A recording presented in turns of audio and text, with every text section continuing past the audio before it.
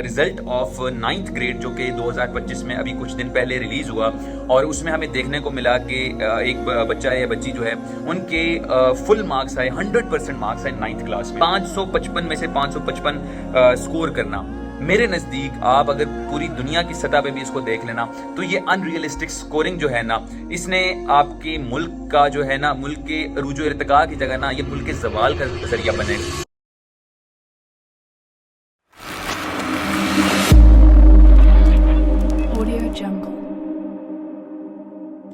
अस्सलाम वालेकुम जी, this is तलश अफज़िया और आज की वीडियो में हम लोग डिस्कस करेंगे the failure of the educational system of Pakistan. किस तरह से हमारे मुल्क ने मशीन्स और रोबोट्स बनाना तो सीख लिया इंसानी फॉर्म में, लेकिन we failed as a nation कि हम ऐसे लोग अब जो है बनाएं कि जो इंटेलेक्चुअल हों, जो कि नोबेल प्राइज़ या बड़ी बड़ी इन्वेंशंस के लिए कैपेबल हों, और किस तरह से हम जो है मुसलसल एक डाउनफॉल और एक डाउन स्लोप की तरफ जो है हमारा मुल्क हेडेड है। और ओवरऑल जो सिचुएशन हमारे मुल्क की आजकल है उसके जो है मद्देनजर रखते हुए उसको जो है किस तरह से हम जो है बहुत पीछे रह चुके हैं बाकी दुनिया से, एंड इवन द नेशंस जो हमारे सराउंडिंग है, जो हमारे साथ आज़ाद हुए, जो हमारे बाद आज़ाद हुए, किस तरह से हम उनसे कई साल पीछे रह चुके हैं।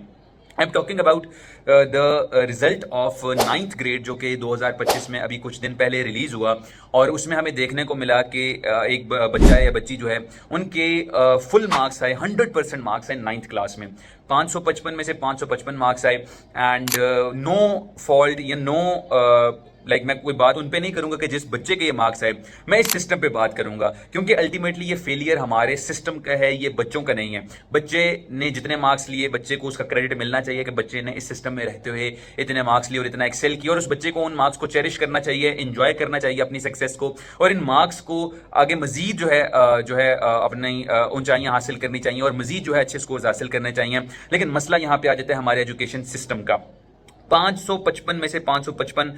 स्कोर करना, मेरे नज़दीक आप अगर पूरी दुनिया की सतह पे भी इसको देख लेना तो ये अनरियलिस्टिक स्कोरिंग जो है ना, इसने आपके मुल्क का जो है ना, मुल्क के रूजो इर्तिका की जगह ना, ये मुल्क के जवाल का जरिया बनेगा। क्योंकि परफेक्ट स्कोर जैसी ना कोई चीज़ एग्जिस्ट नहीं करती। जब हम लोग अपने एफएससी एमडी कैट के पढ़े होते थे तो उस वक्त हमें ये बताया जाता था कि यार आप जो है ना जितना मर्जी पढ़ लो, आप साइंसेज में फुल मार्क्स ले सकते हो, आप जो है उर्दू में, इंग्लिश में, इस्लामियात, पाक स्टडीज़ में जो आर्ट्स के सब्जेक्ट हैं उसमें कभी पूरे मार्क्स नहीं ले सकते हो। एंड हमने फिर आहिस्ता आहिस्ता वो देखा कि कोविड वाली एक जो है ना फेज आया था कि जिसमें जो बच्चों के पूरे पूरे मार्क्स आए थे, लेकिन अब कोविड को गए तकरीबन 3-4 साल हो चुके हैं, एंड उसके बाद भी हम जो है अभी तक वहीं पे ही खड़े हुए हैं। और रिजल्ट जब अनाउंस होता है तो पूरे पूरे मार्क्स जो है बच्चे लेते हैं एंड 100% मार्क्स लेते हैं। हमारे सिस्टम में पूरे पूरे मार्क्स लेना, लेकिन एट द सेम टाइम हम देखते हैं कि हमारा मुल्क जो है मुसलसल जवाल का जो है शिकार है। हमारा जो अनएम्प्लॉयमेंट रेट है वो बढ़ता जा रहा है, जॉब्स की जो है कमी होती जा रही है, ब्रेन ड्रेन का शिकार हम लोग हो रहे हैं, प्रोफेशनल्स हमारे मुल्क को छोड़ के बाहर जा रहे हैं, अपॉर्चुनिटीज एग्जिस्ट करती नहीं है। बात यह आ जाती है कि आपने सिस्टम ही ऐसा बना दिया है कि जिसमें पूरे मार्क्स स्कोर करना बड़ा आसान बना किया गया। देखिए, जब भी कोई टेस्ट होता है या कोई एग्जाम होता है ना, तो उसका हमेशा मकसद ये होता है कि वो इंडिविजुअल्स में से सेग्रीगेट कर सके, वो इंडिविजुअल्स में से फॉर्मेटिंग कर सके, वो इंडिविजुअल्स में से फिल्टर कर सके कि वो कौन से इंडिविजुअल्स हैं जो वाकई कैपेबल हैं, जो वाकई इंटेलेक्चुअल हैं, जो वाकई हार्ड वर्किंग है, जो वाकई इंटेलिजेंट हैं, और वो ऐसे कौन से लोग हैं कि जो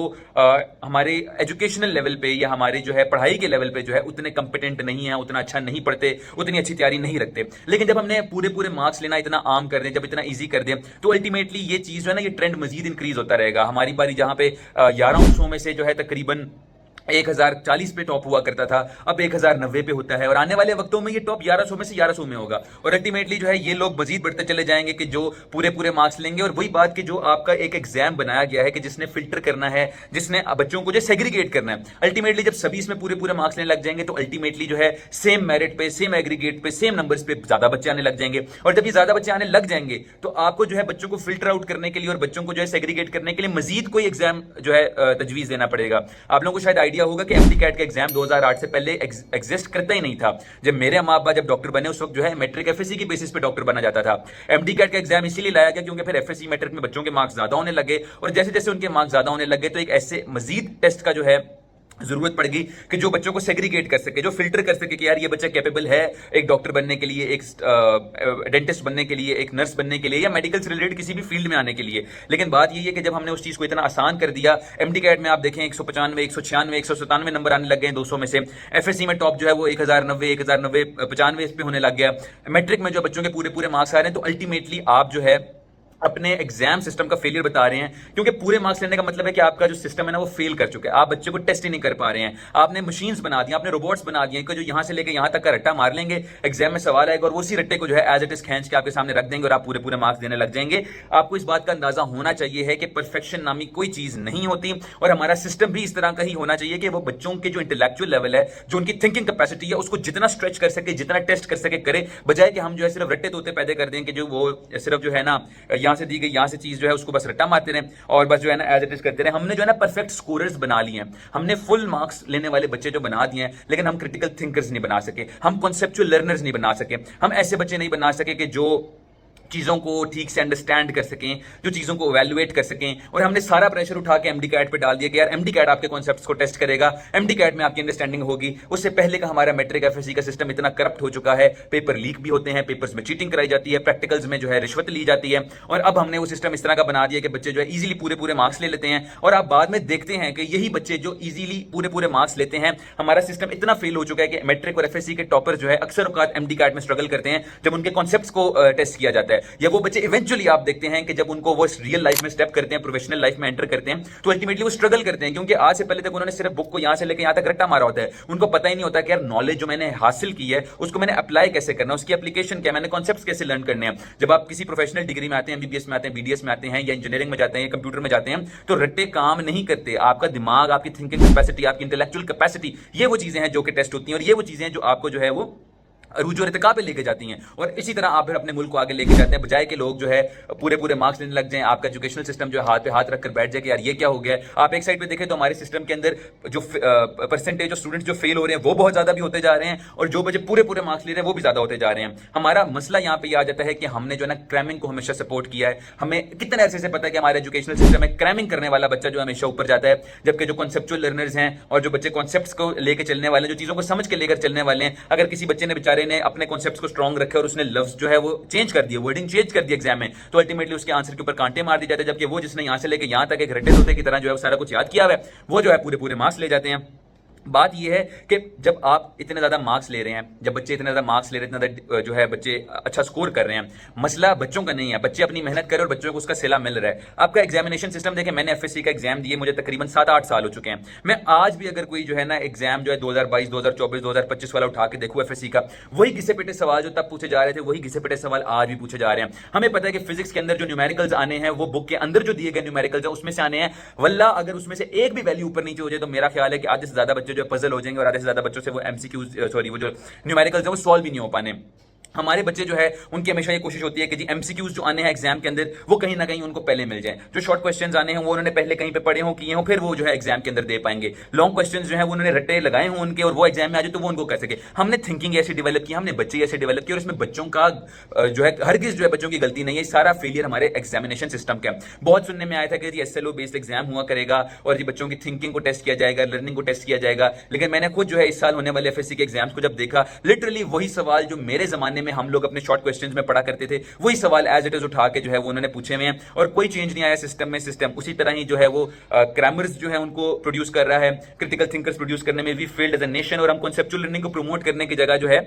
डिग्रेड करते जा रहे हैं। हम बच्चों का जो पोटेंशियल है लर्न करने का, सीखने का, कॉन्सेप्ट्स बिल्ड करने का, बड़ी बड़ी चीजें डिस्कवर करने का, इन्वेंशंस करने का, नोबेल प्राइजेस जीतने का, हम उसको जीरो पे लेकर आते जा रहे हैं, क्योंकि हमने जो है ना ग्रेड्स को डी वैल्यू कर दिया है। अब कोई कहते हैं ना कि यार मैंने जो है 500 मार्क्स लिए 555 में, तो बजाय कि हम उसको प्रेज करेंगे या वाह यार कितने अच्छे नंबर लिए, हम कहते हैं कि नहीं यार देखो टॉप तो 555 में है, तुम्हारे 500 मार्क्स हैं। ये हमारी थिंकिंग डेवलप हो गई। This is how we devalued the education of our country. हम जो है जब किसी का 92 93 एग्रीगेट बनता है मेडिकल, या जब वो अपना एग्रीगेट कैलकुलेट करते हैं एमडी कैट के बाद, तो बजाय कि हम कहेंगे वाह यार कितने अच्छे मार्क्स हैं, हम कहते हैं नहीं यार तुम्हारा तो एडमिशन ही नहीं होगा, क्लोजिंग एग्रीगेट तो है ही 94%। तो ये हमारा जो है ना फेलियर है सिस्टम का, कि जहां पे 89% 90 91 पे किंग एडवर्ड में एडमिशन हो जाया करता था आज से 9-10 साल पहले, अब जो है 96 पे जाके वो एग्रीगेट क्लोज होता है, और हर आने वाले साल के साथ साथ जो है ये लेवल इंक्रीज होता जा रहा है। और मसले की बात यह है कि हम लोग रियलिटी से बिल्कुल डिस्कनेक्ट हो गए हैं। हम ये नहीं देख पा रहे कि हमारे आसपास वाले मुल्क जो है वो क्या कर रहे हैं, उनका सिस्टम कितना अच्छा तरीके से डेवलप्ड है, किस तरह से वो जो आर्टिफिशियल इंटेलिजेंस को यूज कर रहे हैं, वो कंप्यूटर का यूज कर रहे हैं, वो सॉफ्टवेयर का यूज कर रहे हैं, और हमने वही किताबें जो है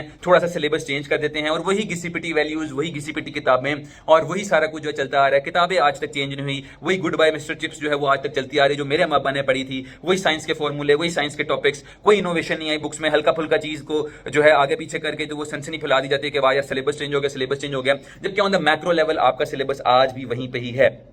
बात यह है कि बच्चा जो पाकिस्तान में रहकर पूरे पूरे मार्क्स ले रहा है, आप कतई ये मत समझें कि वो बच्चा ग्लोबली कंपीट कर सकता है, क्योंकि ये हमारा सिस्टम जो है ना, इंटरनेशनल एग्जाम्स है, फॉर एग्जांपल सैट का एग्जाम है, ए लेवल्स है, अगर आप एफएससी और ए लेवल्स वाले बच्चों को सामने आमने सामने बिठा दें तो there is a greater chance कि ए लेवल वाले बच्चे के जो थिंकिंग है, जो क्रिटिकल थिंकिंग है, जो कॉन्सेप्चुअल लर्निंग है, वो कई बेहतर होगी। और अगर हम उनको एक डिफिकल्ट लेवल का एग्जाम जो कि अनसीन हो, जो कि बिल्कुल बुक से हट के वो सामने रख दें, तो काफी हद तक ये ख्याल है कि ए लेवल वाला बच्चा उसमें बेहतर परफॉर्म कर सकेगा, क्योंकि अगेन उन एग्जाम्स के अंदर बच्चों को रट्टे नहीं लगवाए जाते हैं, उनके कॉन्सेप्ट्स पे काम किया जाता है, उनकी ग्रूमिंग पे काम किया जाता है। बात यह है कि जब आप परफेक्ट मार्क्स ले लेते हो ना, हमारे माशरे का मसला ये है कि फिर ना हमारा माशरा इतना टॉक्सिक है कि फिर एक अनएडेड प्रेशर है उस बच्चे पे। जिस बच्चे ने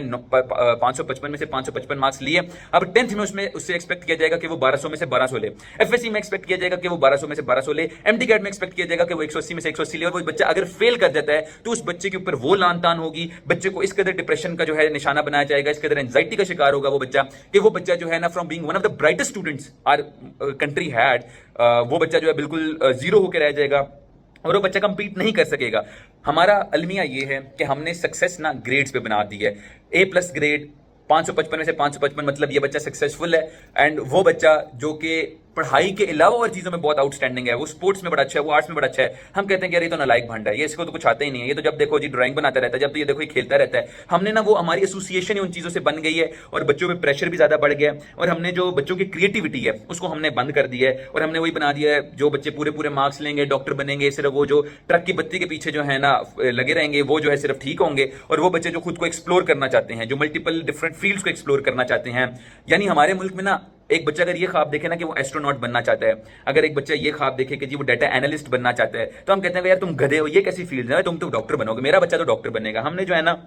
चीजें वो बना दी हैं। और बात यह है कि हमने मार्क्स मशीन्स बना ली, हमने पोजीशन होल्डर्स बना दिए, बट द थिंग इज कि हमने जो है ना लाइक हमारी टीचिंग सिस्टम ने, हमारे एजुकेशनल सिस्टम ने ना ग्लोरीफाई ही उन लोगों को करना शुरू कर दिया है कि जो टॉपर्स हों, जो अच्छे मार्क्स लेते हैं, जो पूरे पूरे मार्क्स लेते हैं, और बाकी बच्चे जो बहुत ज्यादा कुछ करने का पोटेंशियल रखते हैं, इवन एज कंपेयर टू दो स्टूडेंट्स के जो पूरे पूरे मार्क्स लेते हैं, हमने जो है ना उन बच्चों को बिल्कुल जीरो कर दी है। एंड बात यह आ जाती है कि यही बच्चे जब अल्टीमेटली कल को ऐसे एग्जाम्स, ऐसी जगहों पे जाते हैं जहां पे एप्लीकेशन ऑफ नॉलेज जो है मैटर करती है, तो ये बच्चे स्ट्रगल करते हैं, क्योंकि इन बच्चों को हमने ग्रूम ही नहीं किया। हमने इन बच्चों को ट्रक की बत्ती के पीछे जो है बस वही मशीनें बना दिया कि सिर्फ यहां से लेकर यहां तक याद कर लो तो तुम्हारे पूरे नंबर आ जाएंगे, और जब अगर आप उसको थोड़ा सा कोई सिनेरियो देते हैं या उसको टेस्ट करते हैं तो वो बच्चा जो है जीरो होकर रह जाता है। एंड वो बच्चे जो इतने अरसे से रट्टा सिस्टम का शिकार हैं, वो उनको अल्टीमेटली हम लेके आए कि वो अपने आपको ग्रूम कर सके, अपने माइंड को ग्रूप कर सकें, अपने कॉन्सेप्ट्स को टेस्ट कर सकें, क्रिटिकल थिंकिंग डेवलप कर सकें, और अल्टीमेटली जो है हमारे मुल्क को जो है रोशन कर सकें, क्योंकि यही बच्चा हमारे मुल्क का सरमाया है।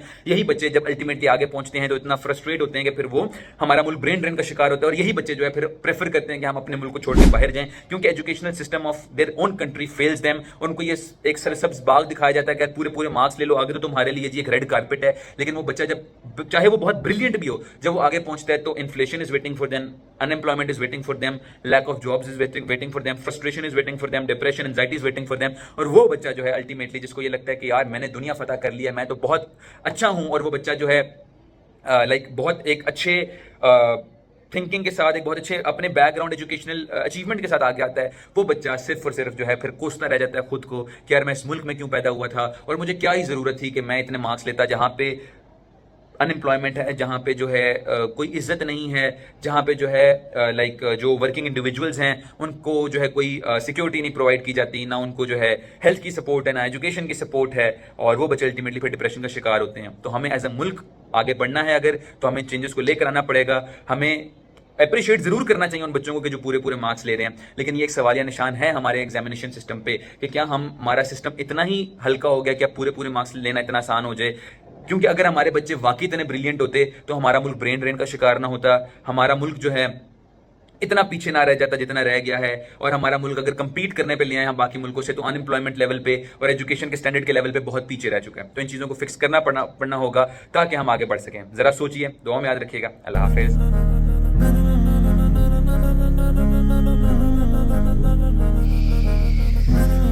कुछ करके दिखाना है,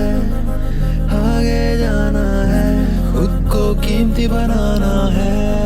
दुनिया को दिखाना है। कुछ करके दिखाना है,